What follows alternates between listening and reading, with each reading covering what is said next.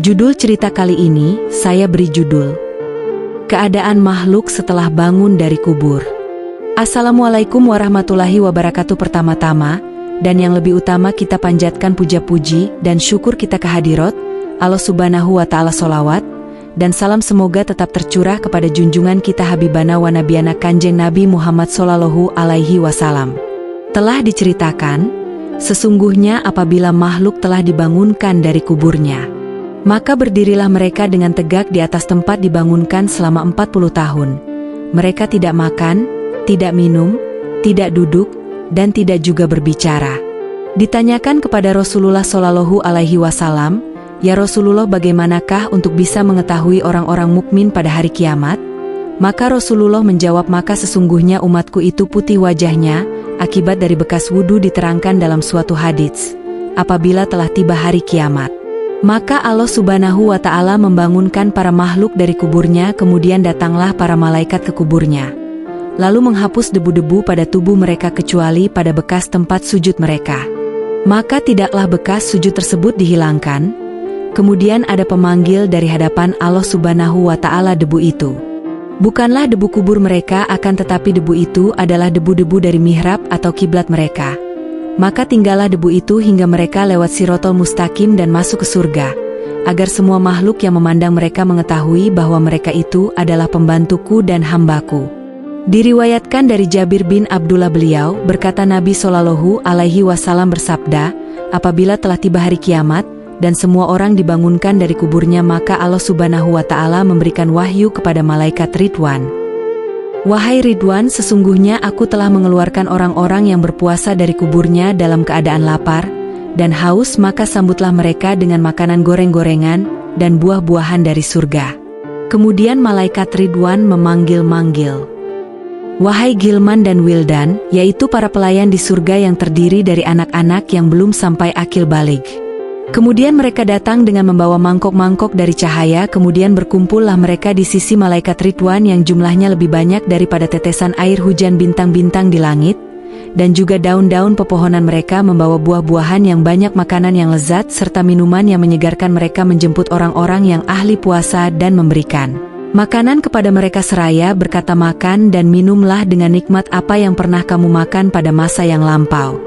Diriwayatkan dari Ibnu Abbas bahwa Rasulullah Shallallahu Alaihi Wasallam bersabda, ada 3 orang di mana orang tersebut akan diselamatkan oleh para malaikat pada hari dikeluarkannya para makhluk dari kuburnya. Mereka itu adalah para syuhada, orang-orang yang berpuasa di bulan Ramadan, dan orang-orang yang berpuasa di hari Arafah. Dari Aisyah radhiyallahu an, Rasulullah Shallallahu Alaihi Wasallam bersabda, "Wahai Aisyah, sesungguhnya di dalam surga itu terdapat istana yang terbuat dari intan, yakut, zabarut, emas dan perak." Aisyah berkata, "Wahai Rasulullah, untuk siapakah istana itu?" Rasulullah menjawab, "Untuk orang-orang yang berpuasa di hari Arafah." "Wahai Aisyah, sesungguhnya hari-hari yang paling disukai Allah Subhanahu wa Ta'ala adalah hari Jumat dan hari Arafah, karena pada hari itu terdapat rahmat, dan sesungguhnya hari-hari yang paling dibenci oleh syaitan dan iblis adalah hari Jumat dan hari Arafah. Maka Allah Subhanahu wa Ta'ala akan dibukakan baginya 30 pintu kebaikan dan ditutup 30 pintu kejahatan. Ketika orang-orang tersebut berbuka dengan minuman air, maka Allah mengampuni kepadanya dalam setiap keringat yang keluar dari tubuhnya. Seraya keringat itu berdoa, "Ya Allah, berikan rahmat dia sampai terbit fajar." Dalam hadits lain diceritakan orang-orang yang berpuasa itu keluar dari kuburnya, dan tanda-tanda yang dapat diketahui dari mereka adalah bau mulut mereka lantaran puasa mereka itu. Mereka disambut dengan beberapa hidangan dan beberapa kendi. Kemudian dikatakan pada mereka, "Makanlah, karena sesungguhnya kalian lapar di waktu orang-orang sama kenyang. Minumlah, karena sesungguhnya kalian kehausan di waktu orang-orang telah segar. Dan istirahatlah." Maka mereka sama makan, minum, serta beristirahat, sedang orang-orang lain masih dalam hisab. Telah diriwayatkan dalam suatu hadits, ada 10 orang yang jasadnya tidak akan busuk walaupun sudah meninggal, yaitu jasadnya para nabi, jasadnya orang-orang yang gugur di medan perang, jasadnya para ulama, jasadnya para syuhada, jasadnya orang-orang yang hafal Al-Quran, jasadnya pemimpin yang adil, jasadnya orang-orang ahli adzan, jasadnya perempuan yang mati di waktu melahirkan, jasadnya orang-orang yang dibunuh dengan aniaya. Jasadnya orang-orang yang mati pada hari Jumat baik siang maupun malamnya.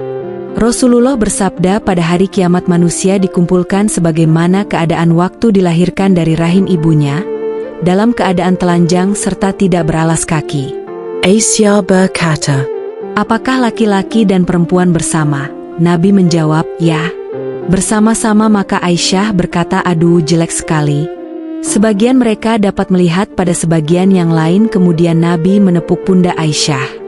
Seraya bersabda, "Wahai anak putrinya Abu Kuhafah," pada waktu itu tidak sempat memandang, karena mereka memusatkan perhatiannya ke langit, dan berdiri selama 40 tahun mereka tidak makan tidak minum, dan sampai berkeringat lantaran malu kepada Allah Subhanahu wa Ta'ala. Maka sebagian dari keringat mereka, ada yang sampai telapak kaki, ada yang sampai pada betis, ada yang sampai pada perutnya, ada yang sampai pada dadanya, ada yang sampai pada wajahnya, ada yang sampai menutupi seluruh tubuhnya. Aisyah berkata, "Ya Rasulullah, ada di antara mereka yang dikumpulkan dengan meminum pada hari kiamat?" Rasulullah menjawab, "Ya, ada." Mereka itu adalah para nabi dan keluarganya, orang-orang yang berpuasa di bulan Rajab, bulan Sya'ban, dan bulan Ramadan. Karena sesungguhnya mereka itu dalam keadaan kenyang, tidak lapar dan haus. Ada yang mengatakan bahwa Allah menggiring seluruh manusia ke bumi tempat berkumpul, yaitu dekat Baitul Maqdis, dan bumi itu dinamakan dengan Syahiroh. Sebagaimana firman Allah dalam surat An-Nazi'at ayat 13 dan 14. "Paina makhaya yarotun akhidatun pa'idzahum bisahiroti." Artinya, maka sesungguhnya pengembalian itu hanyalah dengan satu kali tiupan saja, maka bangunlah makhluk-makhluk di permukaan bumi. Saya Hairo. Ada pula yang mengatakan bahwasanya semua makhluk di permulaan hari kiamat terdiri dari 120 baris, dan setiap baris jaraknya sekitar 40 tahun. Dan lebarnya setiap baris jaraknya sekitar perjalanan 20 tahun.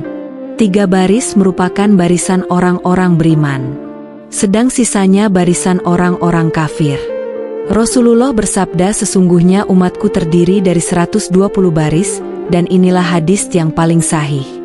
Mengenai sifat dan kebenaran orang-orang mukmin, bahwa mereka itu putih-putih wajahnya bersinar akibat dari air wudhu, sedang keberadaan orang-orang kafir wajahnya hitam pekat dan bergandengan tangan bersama setan. Sekian dan terima kasih untuk sahabatku yang telah menyimak cerita ini. Semoga bisa jadi ladang amal dan cahaya untuk menuju jalan kehidupan selanjutnya. Akhirul kalam. Assalamualaikum warahmatullahi wabarakatuh.